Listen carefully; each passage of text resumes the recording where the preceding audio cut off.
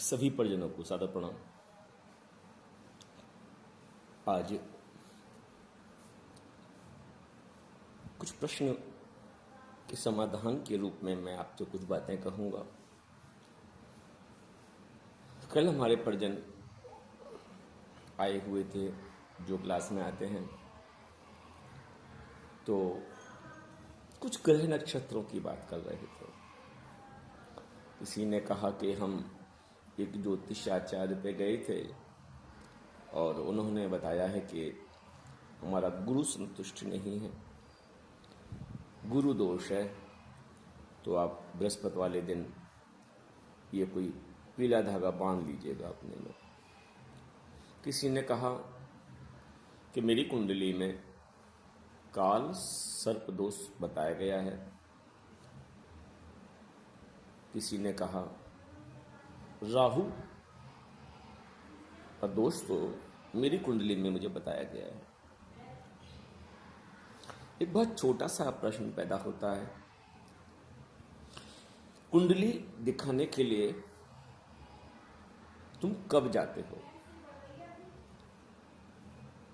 कुंडली बनवाने तो हम जब जाते हैं संतान पैदा होती है।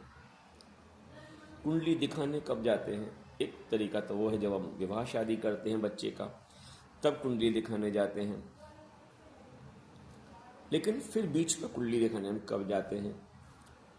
बीच में कुंडली दिखाने हम जब जाते हैं जब हमें लगता है कि हमारी समस्याओं का समाधान हमारे पास नहीं है, हम अपनी समस्याओं में इस कदर उलझे हैं, पीड़ित हैं, परेशान हैं कि हमको उनका कोई समाधान नहीं मिल रहा। इसलिए शायद कोई गुरु ऐसा मिल जाए, शायद कोई योगी ऐसा मिल जाए, कोई ज्ञानी ऐसा मिल जाए जो हमारी समस्याओं का समाधान कर दे। तो जैसे ही आप प्रवेश करते हैं किसी ज्ञानी के कक्ष में, उस वक्त एक संदेश तो बिल्कुल स्पष्ट होता है कि तुम संतुष्ट नहीं हो, तुम परेशान हो, तुम दुखी हो। और हाँ, हम ये नहीं कहना चाहते कि ग्रह नक्षत्रों का कोई प्रभाव नहीं होता, बिल्कुल होता है ग्रह नक्षत्रों का प्रभाव।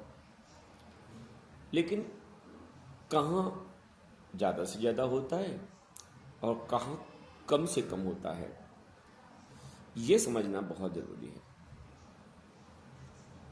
उपाय जो बताए जाते हैं ग्रह नक्षत्रों के प्रभाव से मुक्ति के, वो जो उपाय हैं वो भी केवल मिनिमाइज करने के लिए हैं कि उसका दुष्प्रभाव कुछ कम पड़े। अच्छा, कभी कल्पना कीजिए, कभी ऐसा हुआ है कि किसी गुरु के शरण में हम गए, किसी ज्योतिष आचार्य के शरण में गए और उन्होंने कहा कि आपका राहु भी अच्छा है, केतु भी अच्छा है और अमुक काम कर लीजिए और अच्छा हो जाएगा। क्योंकि किसी भी ग्रह की 3 स्थिति और अवस्थाएं होती हैं, एक अच्छा, एक बुरा और तीसरी बहुत अच्छा। तो कभी ऐसी स्थिति नहीं बनती कि किसी ब्राह्मण से सुना हो आपने कि वैसे तो आपका गुरु बड़ा अच्छा है, वैसे तो आपका राहु बहुत अच्छा है, वैसे तो आपका काल सर्प दोष सब कुछ ठीक है और फिर भी आप करते हैं तो और अच्छा हो जाएगा। ऐसा कोई नहीं होता, ना कोई कहता, ना कोई पूछता। तो प्रश्न पैदा होता है, क्या वो जो ग्रह नक्षत्रों के बारे में बता रहे हैं वो सही नहीं है, या हमको नहीं पूछना चाहिए, या हमको कौन सी ऐसी युक्ति लगानी चाहिए कि इन चक्रव्यूहों से हम बच जाएं? क्योंकि एक समय होता था कि विद्वान विद्वता इसलिए धारण किए होते थे कि विद्वता उनका पेशा नहीं थी, वो इससे धन नहीं कमाते थे, बस लोक कल्याण हेतु, लोक पीड़ा के हरण हेतु वो लोगों को उपचार और ज्ञान दिया करते थे। लेकिन आज तो हर ग्रह नक्षत्र दोष निवारण की एक फीस है, 2100 भी है, 5100 भी है और 11,000 भी है। और यदि कोई अनुष्ठान करना चाहें आप 8 दिन का, 7 दिन का, तो ये 50,000, 51,000, 1,00,000 तक भी है। तब ऐसी स्थिति में एक व्यक्ति इस ज्ञान के वितरण को अपना पेशा बनाकर बैठा हुआ है, वो कैसे कहेगा तुम्हारी कुंडली में सब कुछ ठीक ही ठीक है? यदि वो कहता है सब ठीक है ठीक है, तो आप बताइए आप उसे कितने पैसे देंगे? भाई उसका तो पेशा है। या उसने लिख दिया हो कि यदि कुंडली में दोष होगा तो फीस लूंगा और दोष नहीं होगा तो नहीं लूंगा। या तुम बता दीजिए कोई दोष नहीं है, कुंडली बहुत बढ़िया है, उसके बाद भी आप उससे 500 या 1100 रुपये दे के आएंगे, ऐसा हो सकता है क्या? नहीं हो सकता। इस प्रैक्टिकल ज्ञान को समझ लीजिए। यहाँ ये नहीं कह रहे कि ग्रह नक्षत्र का प्रभाव नहीं पड़ता, नहीं, ग्रह नक्षत्र का प्रभाव पड़ता है, ये सत्य है, लेकिन कम से कम किस पर पड़ता है और ज्यादा से ज्यादा किस पर पड़ता है। आइए, ग्रह नक्षत्रों को क्या हमारे कर्म प्रभावित करते हैं?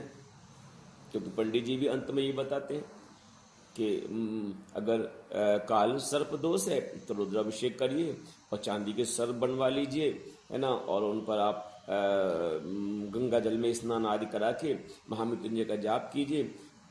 सब तरह के उपचार बताए देते हैं। कोई कहता है 7 तरह का अन्न लीजिए, अपने ऊपर से उसे उबार के और उसे बहते जल में छोड़ दीजिए, दोष मिट जाएंगे। ये सारी चीज़ें वो बताते हैं। लेकिन कोई पूछे कि एक बार काल सर्प दोष मेरे जीवन में है, अब दोबारा प्रवेश करेगा कि नहीं करेगा उपचार कराने के बाद? विश्वास रखिए, पहले तो आपको यही नहीं मालूम कि उपचार मैंने करा लिया है।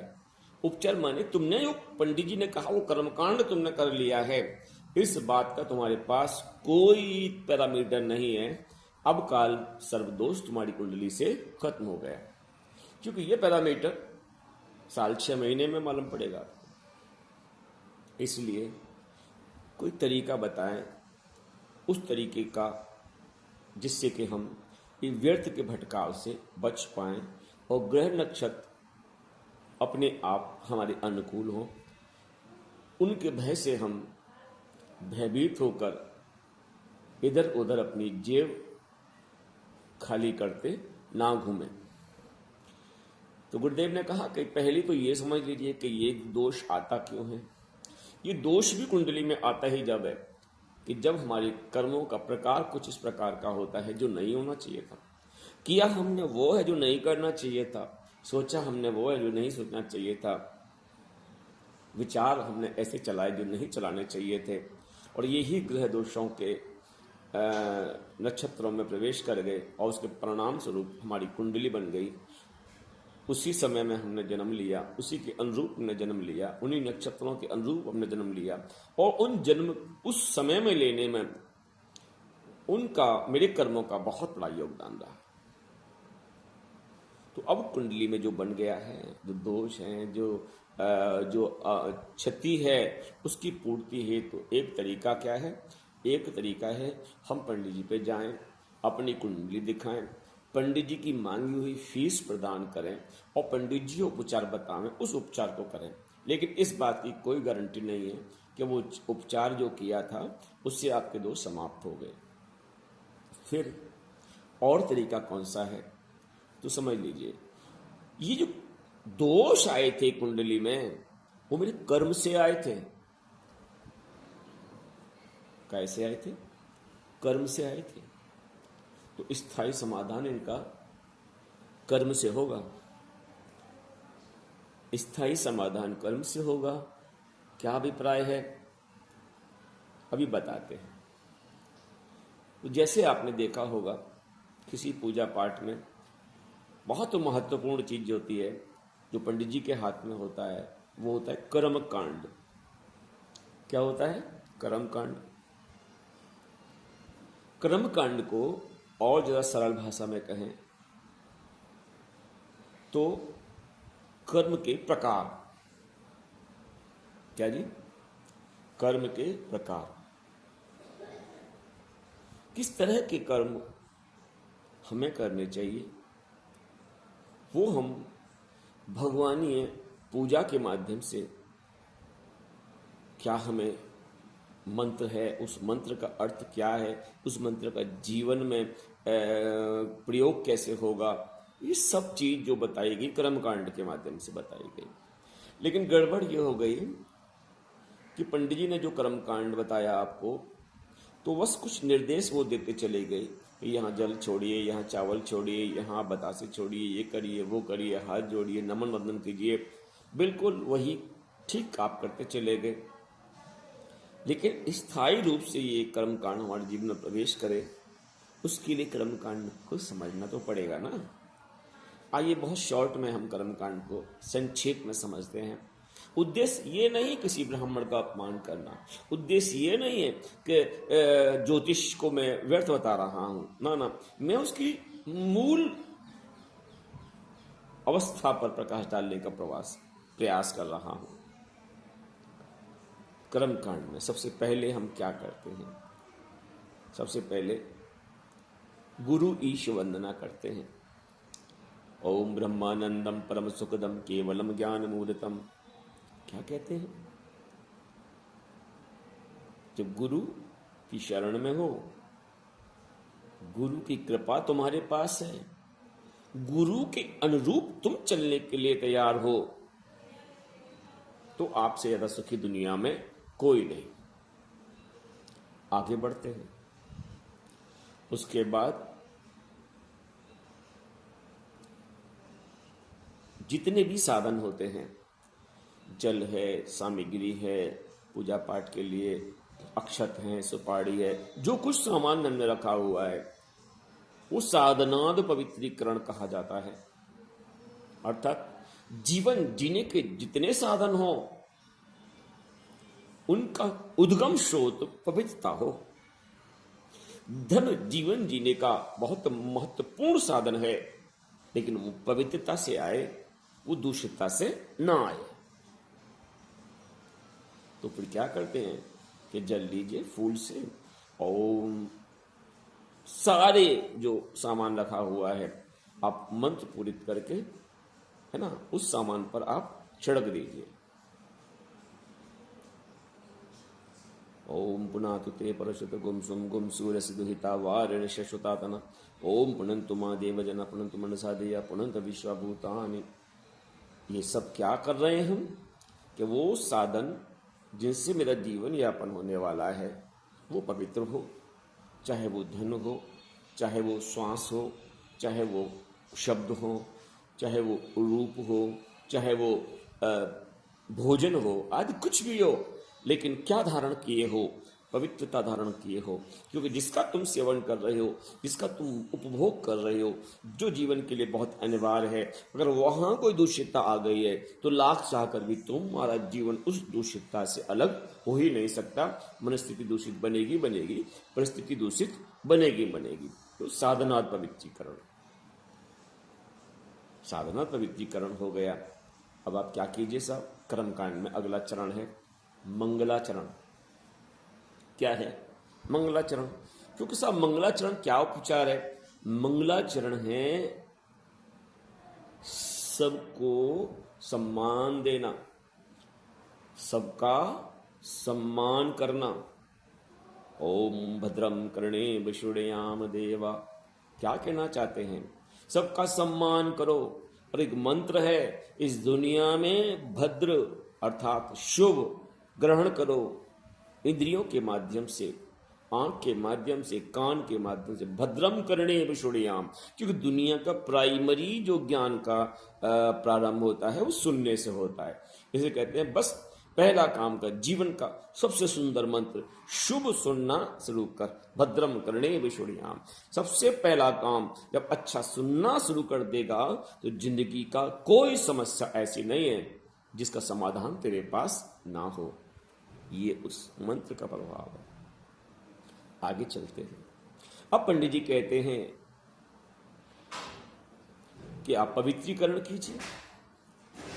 पवित्रीकरण के रूप में एक चम्मच जल देते हैं और उसके बाद मंत्र बोलते हैं। इसका अभिप्राय क्या है?